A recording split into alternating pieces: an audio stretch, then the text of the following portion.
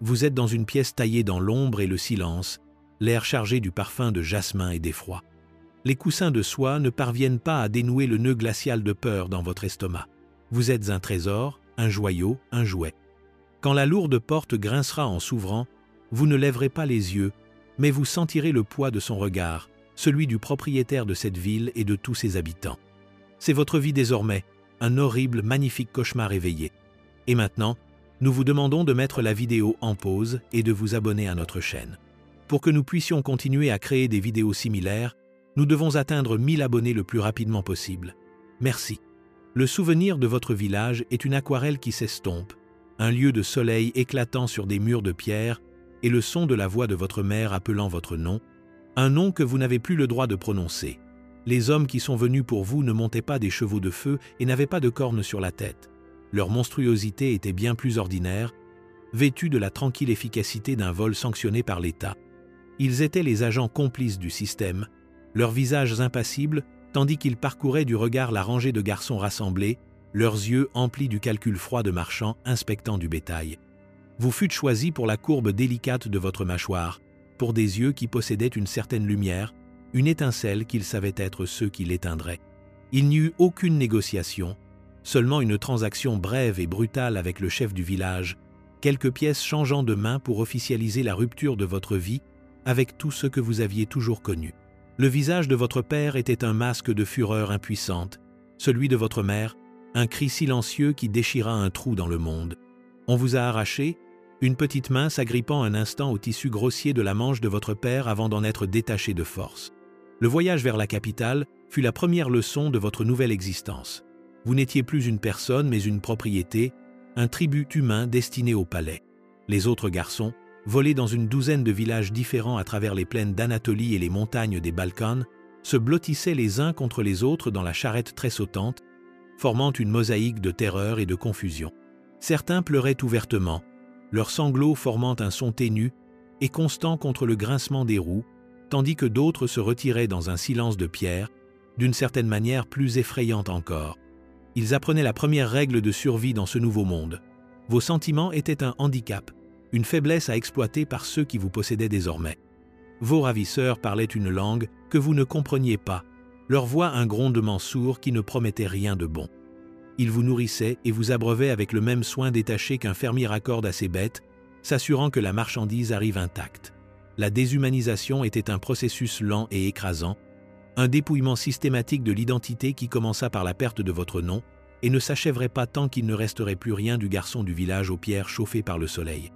Lorsque les murs colossaux d'Istanbul se dressèrent à l'horizon, silhouettes de dômes impossibles et de minarets fins comme des aiguilles se découpant sur le crépuscule violacé, vous étiez déjà un fantôme. La ville était un monstre aux 1000 voix, une cacophonie de cris, de cloches et d'appels à la prière qui submergeait les sens, un contraste saisissant avec les rythmes tranquilles de votre ancienne vie. Vous étiez une seule, insignifiante goutte d'eau entrant dans un océan de pouvoir, d'intrigue et de cruauté indicible. Les portes du palais de Topkapi ne se sont pas ouvertes pour vous. Elles vous ont avalé tout entier, et la vie que vous connaissiez n'était plus qu'un rêve à moitié remémoré. Le palais n'était pas un foyer, c'était un univers en soi, une prison dorée aux règles complexes et aux menaces tacites, et son centre de gravité était l'Enderun, la soi-disant école du palais. Ici, vous et les autres garçons choisis deviez être remodelés, polis comme des pierres précieuses brutes, jusqu'à ce que vous brilliez de l'éclat désiré. Mais ce n'était pas une institution d'apprentissage bienveillante. C'était une usine conçue pour le démontage et la reconstruction méticuleuse de l'âme humaine. Votre éducation commença par l'effacement complet de votre passé. Votre langue maternelle fut interdite, extirpée de vous à force de coups jusqu'à ce que les syllabes étrangères et élégantes du turc ottoman semblent naturelles sur votre langue. Votre foi d'enfant fut lavée lors de bains cérémoniels, remplacée par les doctrines rigides de vos nouveaux maîtres. On vous donna un nouveau nom, quelque chose de poétique et de servile, un nom qui n'appartenait pas à vous, mais au rôle que l'on vous préparait à jouer. Le programme était une tapisserie perverse d'art sublime et de cruauté systématique. Vous passiez d'innombrables heures à apprendre à jouer de l'oud, vos doigts saignant à force de vous exercer jusqu'à ce que les mélodies soient assez parfaites pour apaiser la fureur d'un tyran. On vous enseigna la calligraphie, forçant votre main à créer des lignes gracieuses et fluides d'une écriture qui louait le pouvoir même qui vous avait asservi.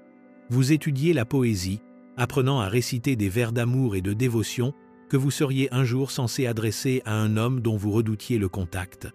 Les leçons les plus importantes, cependant, portaient sur l'art du mouvement et de la présentation. Vous fûtes entraîné à marcher avec une grâce spécifique, à tenir votre tête selon un angle précis de soumission, à baisser les yeux en présence de vos supérieurs.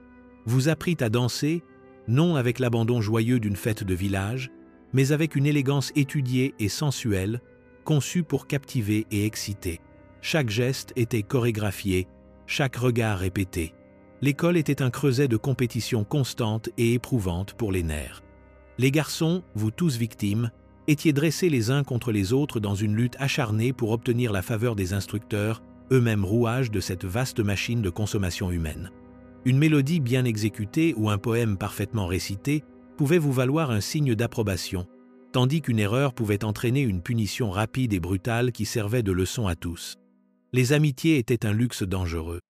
Le garçon qui partageait ses peurs avec vous dans l'obscurité du dortoir pouvait être le même qui vous trahirait le lendemain pour une portion de nourriture supplémentaire ou un mot d'éloge. Vous apprîtes à voir les autres garçons non pas comme des camarades de souffrance, mais comme des rivaux, des obstacles à votre propre survie.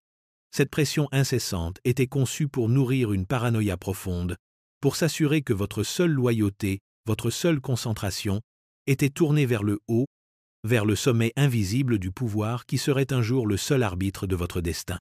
Lenderon était un lieu de torture psychologique profonde, où la beauté était forgée dans une fournaise de peur et où l'innocence était systématiquement consumée par le feu, ne laissant derrière elle qu'une belle coquille vide, magnifiquement façonnée et totalement creuse. Le maître de votre monde, le tyran dysfonctionnel, resta longtemps une abstraction, un nom murmuré à voix basse, craintive, une entité quasi divine dont les caprices dictaient l'air même que vous respiriez. Il était le sultan, le padishah, l'ombre de Dieu sur terre, une figure toute puissante dont les pathologies personnelles devenaient la politique d'un empire.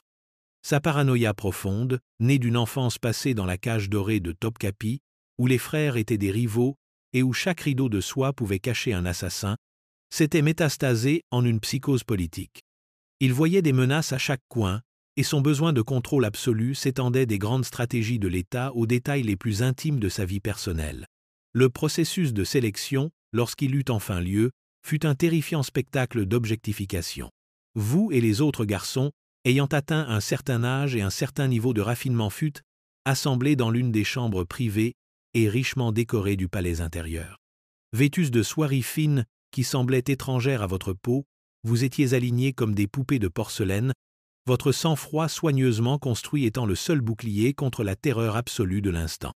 L'air était lourd du parfum écœurant de l'encens et de l'effroi inexprimé d'une centaine de cœurs battants.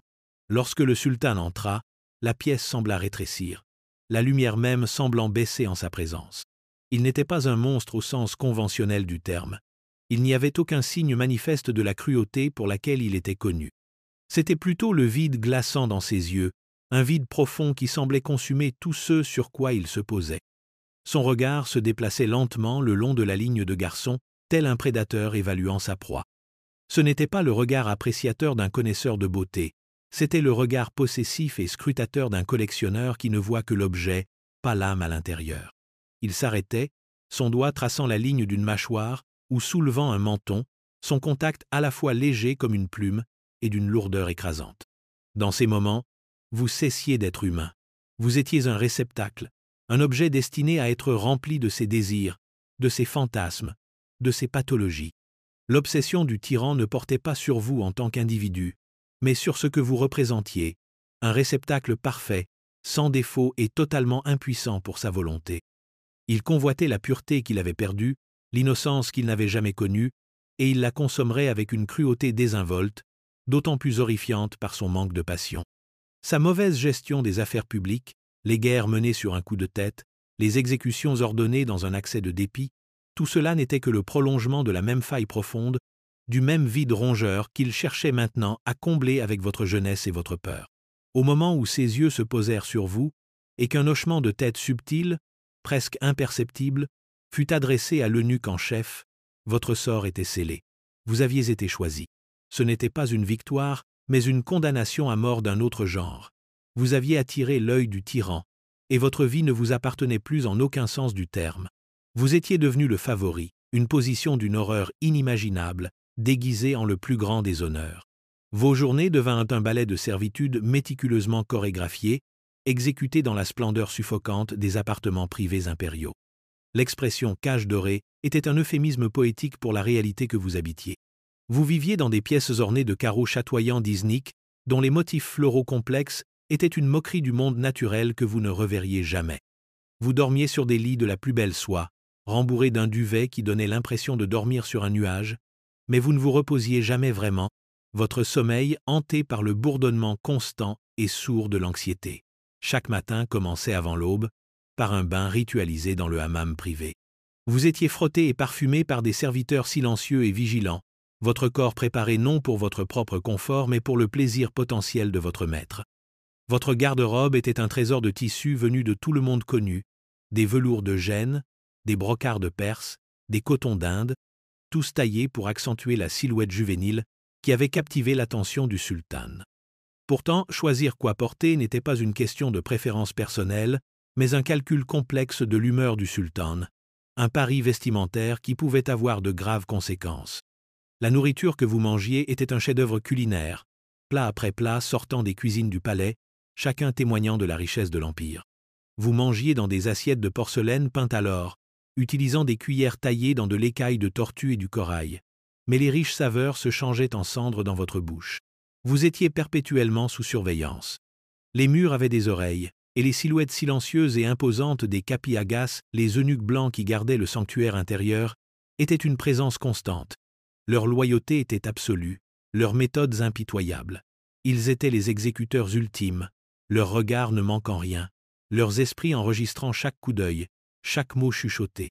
Ils étaient la manifestation physique de la paranoïa du système, s'assurant que vous étiez toujours conscient de votre statut de prisonnier, aussi luxueuse que soit la cellule. Les heures étaient remplies d'un vide profond et écrasant pour l'âme. On attendait de vous que vous soyez toujours disponible, toujours en attente. Vous passiez des journées entières dans une pièce silencieuse et magnifiquement aménagée, à attendre une convocation qui pourrait ne jamais venir. Vous n'aviez aucune tâche, aucun devoir, au-delà de simplement exister en tant que bel objet. Il vous était interdit de lire des livres qui ne figuraient pas sur une liste approuvée, de parler à quiconque ne faisait pas partie du personnel de la maison immédiate, et même de regarder par une fenêtre trop longtemps. Le bilan psychologique de cette oisiveté forcée était immense. Votre esprit, n'ayant rien pour l'occuper, se tournait vers l'intérieur, ressassant vos peurs, rejouant les horreurs de votre passé et imaginant les terreurs de votre avenir. L'effroi creux dans votre estomac devint un compagnon constant, une pierre froide qu'aucune quantité de nourriture riche ou de vin fin ne pouvait dissoudre. Et puis, il y avait la convocation. Un mot calme d'un eunuque, un geste de la main, et le monde basculait sur son axe. La marche lente et angoissante à travers des couloirs silencieux et opulents, jusqu'à la chambre privée du sultan, était un voyage au cœur de la peur. Chaque pas était une vie entière, votre masque de sereine soumission, si soigneusement construit, menaçant de se fissurer à chaque battement de votre cœur terrifié.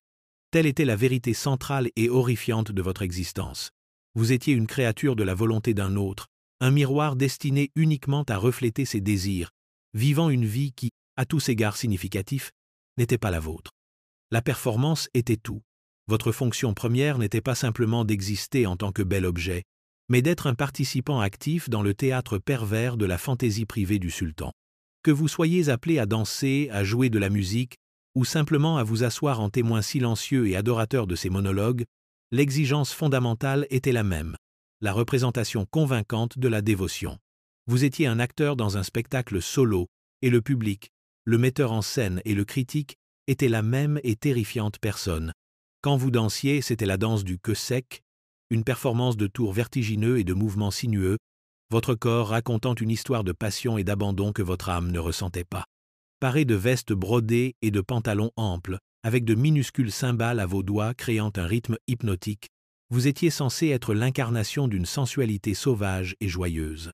Mais sous le sourire peint et les joues empourprées se cachait la concentration froide et professionnelle d'un acrobate sur un fil de fer. Chaque muscle était contrôlé, chaque regard vers le sultan sur son trône était calculé pour transmettre un mélange d'invitation timide et d'adoration extatique. Vous jouiez le rôle d'un participant consentant à un jeu de désir, alors que la réalité était une lutte désespérée pour plaire, pour apaiser, pour survivre une nuit de plus. La musique que vous jouiez était une autre facette de cette tromperie exigée. Tandis que vos doigts pinçaient les cordes de l'oud, les mélodies qui en émergeaient étaient anciennes et empreintes d'une beauté profonde et mélancolique. C'étaient des chansons de désir, d'amour non partagé, de la douleur douce amère de la dévotion. Vous mettiez chaque once de votre habileté technique dans la performance, canalisant votre propre désespoir bien réel dans la forme acceptable et esthétisée de la musique. Vous deviez lui faire croire que la tristesse dans les notes était une langueur romantique pour lui, et non le chagrin sans espoir d'un captif. Pouvez-vous imaginer la torture psychologique d'utiliser la seule forme d'expression qu'il vous reste pour embellir la source de votre propre souffrance? Les performances les plus difficiles étaient les plus calmes, les longues heures passées en sa présence, à être simplement son compagnon. Il parlait pendant des heures, sa voix un faible monotone, racontant les affronts perçus de ses vizirs, tissant des fantasmes paranoïaques sur ses rivaux ou entrant dans les détails de la politique. Votre rôle était d'écouter avec une attention inébranlable et empathique. Vous étiez son confesseur, son miroir, son écho. Vous deviez montrer votre gratitude et vous suspendre à chacune de ses paroles, votre visage un masque de fascination. Un moment de distraction, une lueur d'ennui dans vos yeux, pouvait être interprété comme un manque de respect, un péché impardonnable. Le dialogue, quand il y en avait, n'était jamais une conversation. C'était un scénario que l'on attendait de vous que vous connaissiez sans l'avoir jamais lu. S'il disait « Le poids de cet empire est un fardeau solitaire », on attendait de vous que vous répondiez par un murmure doux et compatissant, peut être une phrase tirée de la poésie sur la solitude des aigles au sommet d'une montagne. C'était un acte constant et épuisant de labeur émotionnel, d'anticipation de ses besoins, d'apaisement de son ego et d'affirmation de sa vision du monde. Telle était l'ingéniosité perverse du système. Il exigeait non seulement votre corps, mais aussi votre participation active et créative à votre propre assujettissement. Il vous fallait être à la fois la marionnette et celui qui tire ses propres ficelles, sourire avec une chaleur d'apparence sincère, tandis que votre esprit se flétrissait et mourait lentement à l'intérieur. L'architecture de votre souffrance était soutenue par une foule de personnages secondaires, les agents complices du système qui étaient les nerfs et les os de la structure de pouvoir du palais. C'étaient les médecins et les tuteurs, les gardes et les chambellans, et surtout les eunuques. Ces hommes n'étaient pas tous des monstres, pas comme le sultan était un monstre de pouvoir absolu, mais ils étaient quelque chose de presque plus troublant. Des professionnels moralement compromis et désensibilisés, pour qui la cruauté faisait simplement partie de la description de leur travail. Leur motivation était un cocktail toxique de peur, d'ambition et d'une acceptation lasse de la réalité grotesque qu'ils habitaient. L'eunuque en chef, souvent une figure d'un pouvoir et d'une influence immense, était le gardien du monde du sultan. C'est lui qui avait supervisé votre sélection, celui qui gérait l'emploi du temps quotidien de votre existence, celui dont l'approbation pouvait signifier le confort et dont le mécontentement pouvait signifier l'oubli. Il agissait par un sens tordu du devoir, sa propre humanité ayant été excisée depuis longtemps, remplacée par une loyauté inébranlable envers l'institution qui l'avait à la fois élevé et mutilé. Il ne voyait pas en vous un garçon, mais un atout précieux et instable à gérer. Sa gentillesse, quand elle se manifestait, était celle d'un maître d'écurie calmant un cheval de prix mais nerveux, un geste calculé pour s'assurer que l'atout reste en parfait état. Les médecins qui s'occupaient de vous étaient un autre maillon de cette chaîne de complicité. C'étaient des hommes de science et de savoir, capables de diagnostiquer des affections complexes et de prescrire des remèdes. Pourtant, leur fonction principale dans votre vie était de maintenir votre attrait physique. Ils étaient là pour traiter la moindre imperfection, pour créer des potions qui garderaient votre peau nette et vos yeux brillants, pour s'assurer que votre corps reste un réceptacle sans défaut pour le plaisir du sultan. Ils voyaient votre terreur, les cernes sombres sous vos yeux dues aux nuits blanches, le tremblement subtil de vos mains, mais ils traitaient les symptômes, jamais la cause. Reconnaître la véritable source de votre malaise reviendrait à remettre en question le système qu'ils servaient, un acte de trahison qu'ils étaient trop ambitieux ou trop terrifiés pour envisager. Puis il y avait les gardes, les sentinelles silencieuses à chaque porte. Ils étaient témoins de tout, des sanglots étouffés derrière une porte fermée, de la punition rapide et brutale d'un garçon désobéissant, de la procession des favoris qui s'élevaient et tombaient comme des étoiles filantes.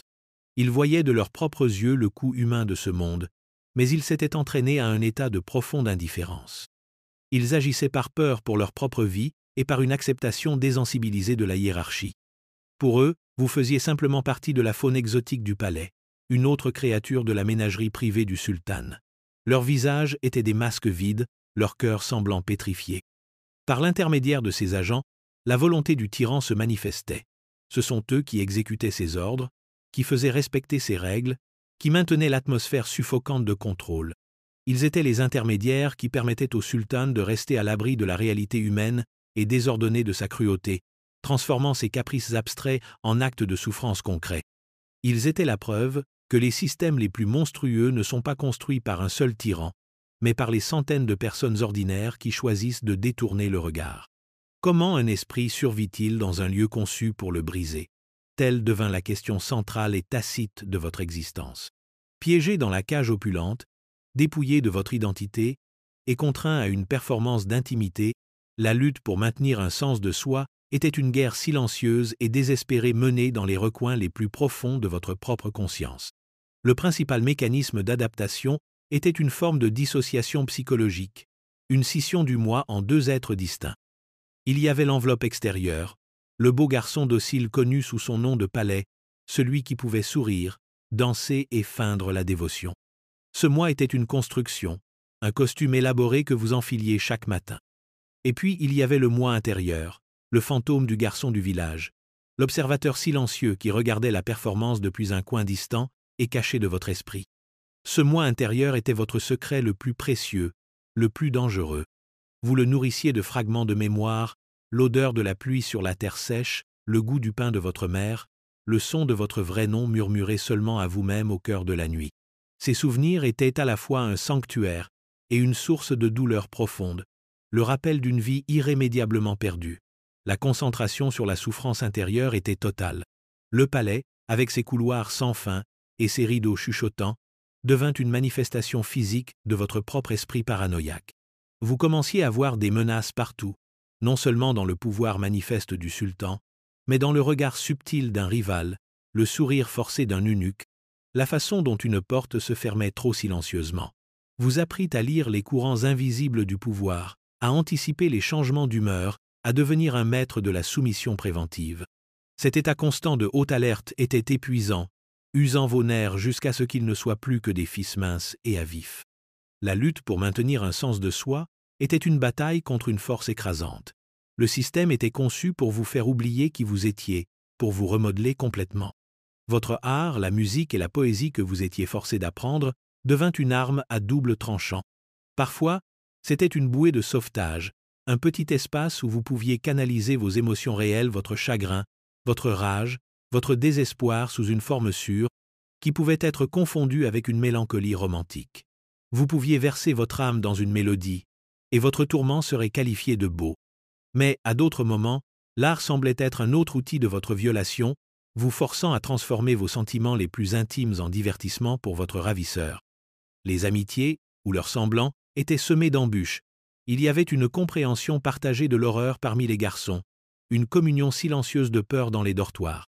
Parfois, un lien fugace pouvait se former, un regard partagé, un mot d'encouragement murmuré.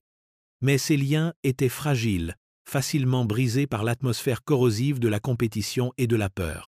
Faire confiance à un autre, c'était se rendre vulnérable, donner à un rival potentiel une arme à utiliser contre vous.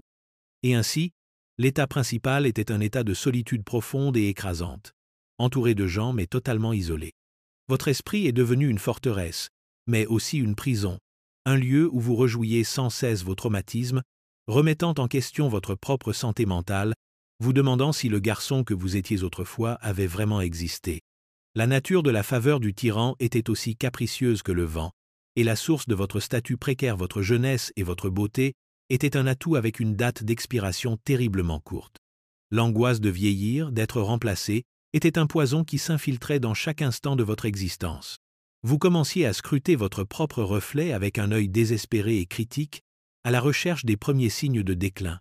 Une nouvelle ride au coin des yeux, une perte de l'éclat spécifique et éphémère de l'adolescence.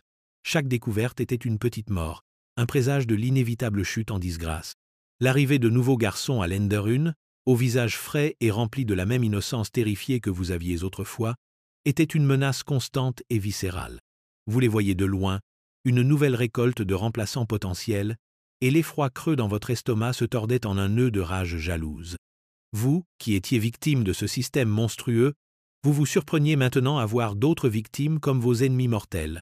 C'était l'un des triomphes les plus insidieux du système. Il montait les opprimés les uns contre les autres, les forçant à participer au cycle cruel de leur propre obsolescence. Le regard du sultan, autrefois source de terreur, devint alors quelque chose que vous recherchiez désespérément, même en le craignant. Vous redoubliez d'efforts dans la performance du désir, vos danses devenant plus énergiques, votre musique plus pleine d'âme, votre flatterie plus élaborée. C'était une course frénétique et pathétique pour s'accrocher à une position qui était, par sa nature même, temporaire. Le rythme de votre vie, autrefois une cadence lente et langoureuse d'attente, commença à s'accélérer en un staccato frénétique d'anxiété. Le paroxysme de ce drame intérieur arrivait sans crier gare. Ce pouvait être un changement subtil dans l'humeur du sultan, une nouvelle impatience dans sa voix, ses yeux s'attardant un instant de trop sur un garçon plus jeune lors d'une fonction de cour. C'étaient les minuscules secousses qui signalaient un tremblement de terre imminent.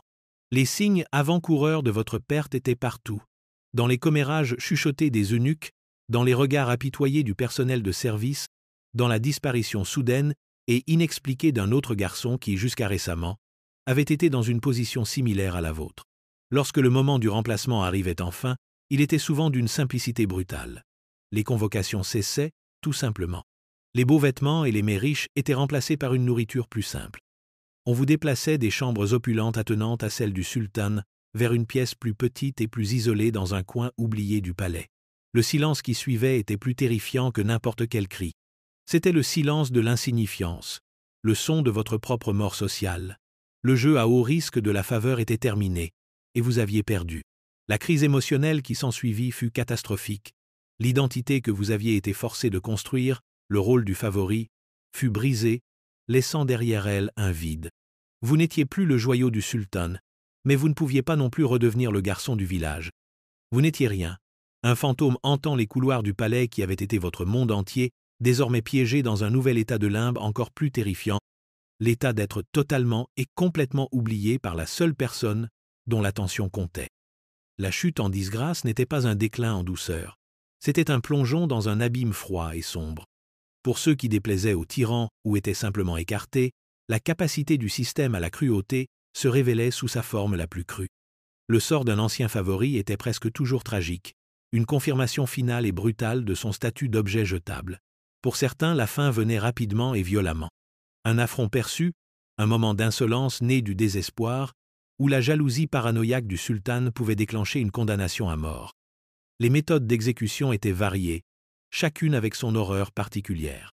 L'étranglement avec un cordon de soie était une méthode courante, un acte de violence silencieux, presque intime, réservé à ceux d'un statut élevé, bien que déchu. C'était une mort qui ne laissait pas de traces, un effacement net et propre d'une vie devenue gênante. On vous conduisait hors de votre chambre par des gardes silencieux, vos supplications et questions se heurtant à un mur de silence implacable, et dans une petite pièce sans fenêtre, votre existence était éteinte, votre corps éliminé plus tard avec une efficacité discrète. Pour d'autres, la punition était une mort vivante. L'exil était un sort commun. Vous pouviez être envoyé dans un palais isolé et délabré sur une île oubliée ou dans une ville de province poussiéreuse. Dépouillé de vos beaux vêtements et de vos serviteurs, vous étiez laissé à vivre vos jours dans l'obscurité et la pauvreté, hanté par le souvenir d'une vie de luxe grotesque. C'était une forme de torture psychologique particulièrement raffinée, vous permettant de passer des décennies à contempler votre chute, votre beauté se flétrissant dans un lieu où personne ne la verrait jamais. Le sort le plus commun, cependant, était simplement d'être oublié. Le palais était un organisme vaste et labyrinthique, avec d'innombrables pièces et recoins cachés. Un garçon qui avait survécu à son utilité pouvait être relégué à une tâche subalterne et anonyme, servant de la nourriture ou nettoyant les sols dans les sections extérieures du palais, voyant pour toujours de loin la splendeur dont il avait autrefois fait partie. Pouvez-vous imaginer le tourment de passer vos journées à récurer des dalles qui furent jadis foulées par ceux-là, même qui vous avaient adoré puis détruit? Vous deveniez un fantôme dans votre propre ancienne vie, invisible pour les nouveaux favoris, une mise en garde murmurée parmi les serviteurs subalternes. Les cicatrices physiques et psychologiques de votre service étaient permanentes. L'intimité forcée, la peur constante et la trahison finale laissaient une blessure qui ne guérirait jamais. Beaucoup sombraient dans une mélancolie profonde et incurable, leur esprit brisé par le traumatisme qu'ils avaient enduré. Ils erraient dans les couloirs moins fréquentés du palais comme des spectres, les yeux vides, le corps voûté, vivant le reste de leurs jours dans un brouillard de chagrin et de confusion. Le système n'avait pas de place pour les choses brisées. Une fois votre but servi, vous étiez rejeté avec la même insouciance qu'un morceau de poterie fêlée. Votre destin tragique était l'aboutissement final et logique d'un monde qui valorisait la beauté et le pouvoir par-dessus tout, et qui ne voyait les êtres humains comme n'étant rien de plus que de beaux et éphémères instruments de plaisir. Le cycle horrible d'abus et de précarité n'était pas simplement le produit d'un seul tyran dysfonctionnel, c'était une caractéristique intégrale du système lui-même, une machine de consommation humaine qui se perpétue d'elle-même. Le palais était plus qu'un ensemble de bâtiments. C'était une culture, un organisme complexe avec ses propres règles de survie, et il était brillamment conçu pour se maintenir par le renouvellement constant de ses victimes. Le moteur de ce système était le Devshirme, l'impôt du sang, une méthode bureaucratique glaçante de collecte de jeunes garçons dans les provinces chrétiennes de l'Empire. Il ne s'agissait pas d'un acte de pillage aléatoire, mais d'un prélèvement organisé par l'État, exécuté avec une précision froide à quelques années d'intervalle. Les garçons sélectionnés n'étaient pas pris comme esclaves au sens traditionnel du terme. Ils étaient assimilés de force, convertis à l'islam et enrôlés comme serviteurs de l'État. Tandis que beaucoup étaient destinés au corps d'élite des janissaires, les plus beaux et les plus délicats étaient acheminés vers le palais, destinés à l'école de Landeron et, potentiellement, à la chambre du sultan. Cet afflux constant de sang neuf assurait que l'approvisionnement en favoris potentiels était inépuisable, rendant chaque garçon, aussi chéri fût-il pendant un temps, en fin de compte, sacrifiable. Le système avait aussi un génie pour corrompre ceux qu'il ne détruisait pas. Pour un garçon du palais, il y avait très peu de chemin vers la survie, et encore moins vers la promotion. Le chemin principal était de gagner et de conserver la faveur des puissants. Cela créait l'environnement férocement compétitif qui montait les victimes les unes contre les autres. Mais pour les très rares qui parvenaient à naviguer dans ce monde perfide et à survivre jusqu'à l'âge adulte, une transformation étrange et terrible se produisait parfois. Un garçon qui avait été une victime impuissante pouvait, s'il était assez intelligent et impitoyable, accumuler un peu de pouvoir. Il pouvait devenir l'assistant d'un haut fonctionnaire, un fonctionnaire subalterne, ou même, dans de rares cas, un garde-nuque lui-même. Dans ces rôles, il devenait souvent les exécuteurs les plus rigides et les plus cruels des règles mêmes qui les avaient tourmentés. Ayant intériorisé la logique du système comme le seul moyen de survivre, ils en perpétuaient la cruauté. La victime devenait le bourreau, non par une méchanceté innée, mais parce que le système leur avait appris que le pouvoir et la cruauté étaient les seules monnaies qui comptaient. Cela assurait la longévité de la machine. Elle n'avait pas besoin d'être constamment gérée d'en haut. Elle fonctionnait grâce aux peurs et aux ambitions intériorisées de ses innombrables rouages. La culture de la paranoïa et de la surveillance signifiait que tout le monde surveillait tout le monde, imposant la conformité à travers un réseau de regards entrecroisés. Le plus grand triomphe du système était sa capacité à rendre ses participants complices de leur propre assujettissement et de celui des autres, assurant que le cycle continuerait, longtemps après que le tyran individuel qui siégeait à son centre soit mort et enterré. C'était une boucle de souffrance parfaite et fermée, se renouvelant sans cesse avec de nouvelles vies à consommer. Dans les grandes chroniques de l'Empire ottoman, remplies de batailles épiques, de traités politiques et des règnes glorieux des sultans, vous ne trouverez pas l'histoire du garçon du village aux pierres chauffées par le soleil. C'est un fantôme dans les archives, une note de bas de page silencieuse d'une histoire écrite par les vainqueurs. Sa souffrance, sa peur, ses moments fugaces de désespoir et son effacement final ne sont pas considérés comme dignes d'être consignés. Les histoires officielles parlent de l'école de Landeron comme d'une académie prestigieuse qui produisait les meilleurs hommes d'État et généraux de l'Empire. Elles mentionnent le système du Devshirme comme une méthode unique et efficace pour créer une classe administrative loyale. Ce sont des histoires d'institutions, de politique, de pouvoir. Ce ne sont pas des histoires du cœur humain. Pour trouver une trace de ces garçons, il faut chercher dans les marges, dans les interstices entre les lignes officielles. Vous pourriez les trouver dans les récits des approbateurs d'ambassadeurs étrangers, qui écrivaient avec un mélange de fascination et de dégoût sur les pratiques contre nature de la cour ottomane. Vous pourriez les trouver dans des fragments de poésie, où le langage de l'amour et du désir est si intense, si plein de désespoir, qu'il suggère une vérité bien plus sombre que la convention romantique. Mais leurs propres voix sont presque entièrement absentes. Il ne leur était pas permis d'écrire des journaux ou des lettres. Leur vie ne leur appartenait pas plus que leurs histoires. Le système qui a consumé leur corps était tout aussi efficace pour dévorer leur mémoire. Ce silence historique n'est pas un accident, c'est une caractéristique de leur assujettissement. Reconnaître leur réalité, consigner leur souffrance en tant qu'individus, reviendrait à les humaniser, et les humaniser reviendrait à admettre la profonde monstruosité du système qui les a utilisés. Il est beaucoup plus facile de parler de assistants, de pages et de favoris que de parler d'enfants esclaves, de viols, de tortures psychologiques systématiques. Le langage des archives aseptise l'horreur, transformant la tragédie humaine en un dossier administratif. Et ainsi, ils sont perdus pour nous. Nous ne pouvons que deviner la texture de leur vie quotidienne, reconstruire leurs mondes émotionnels à partir de fragments et d'ombres, et essayer d'imaginer l'ampleur de la souffrance silencieuse et non consignée qui a eu lieu à l'intérieur des murs magnifiques et impénétrables du palais. Ils sont les historiens silencieux de leur propre tragédie, leur silence un témoignage de la totalité de leur oppression. Leurs fantômes hantent les magnifiques salles de Topkapi, une présence silencieuse et troublante qui nous rappelle que les plus grandes réalisations de la civilisation sont souvent construites sur une fondation de vies oubliées et non pleurées. Ils sont le coût humain de l'Empire, les petits corps brisés sur lesquels fut construit le grand édifice du pouvoir. L'histoire du concubin masculin à la cour du sultan n'est pas simplement un conte sombre et sensationnaliste d'un passé lointain. C'est une réflexion profonde et sombre sur la nature même du pouvoir. Elle révèle, dans sa forme la plus extrême, la capacité du pouvoir absolu non seulement à corrompre, mais à déshumaniser, à transformer des êtres humains vivants en de simples objets, des instruments pour l'accomplissement de la volonté d'un autre.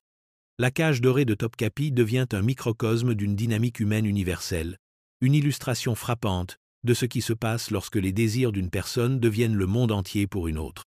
Le coût humain d'un tel système est incommensurable, s'étendant bien au-delà de l'abus physique et sexuel. C'est la destruction systématique de l'identité, l'effacement de la mémoire, la mort lente et angoissante de l'âme. Le garçon qui fut volé à son village fut tué 2 fois. D'abord, lorsque son passé lui fut arraché et qu'il fut refaçonné en un jouet de palais, et ensuite, lorsqu'il fut inévitablement écarté, son identité construite se brisant pour laisser un vide de néant.